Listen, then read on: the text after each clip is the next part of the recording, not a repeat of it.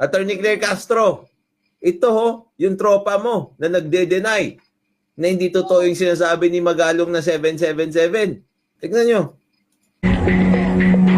Ayon sa dokumento, ang Hightone at SunWest ay pag-aari ng pamilya ko. Ang Hightone Construction and Development Corporation ay nakapangalan kay Congressman Christopher Ko, samantalang ang SunWest Construction and Development Corporation naman kay Elizalde Ko, ang nakatatandang kapatid ni Congressman Ko. Di ba? Ginawang negosyo. Ang pangungulimbat. Si Congressman Christopher Ko ay kinatawan ng Ako Bicol Party List, samantalang si Elizalde Ko naman ang tumatayong chairperson nito.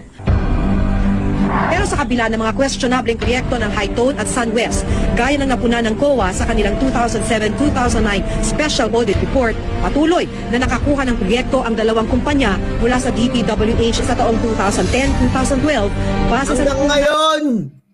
2010-2012, nakakuha pa rin sila, di ba? Hanggang ngayon, nakakukuha sila. Nasa top 15 po namin sila. Lumang ni Reporter's Notebook. Paldo-paldo. Kawawang Pilipinas, kaya di umuusad-usad.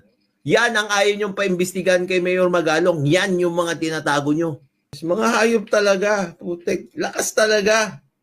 Attorney Claire Castro, ito yung tropa mo na nagde-deny na hindi totoo yung sinasabi ni Magalong na 777. Tignan nyo.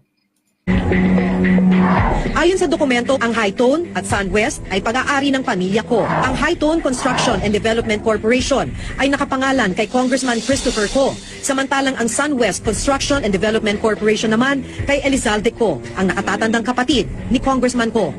Di ba? Ginawang negosyo. Ang pangungulimbat.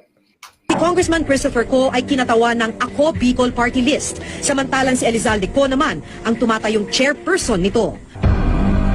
Pero sa kabila ng mga questionableng proyekto ng Hightone at SunWest, gaya ng napuna ng COA sa kanilang 2007-2009 Special Audit Report, patuloy na nakakuha ng proyekto ang dalawang kumpanya mula sa DPWH sa taong 2010-2012 base sa... Hanggang ngayon! 2010-2012, nakakuha pa rin sila, di ba?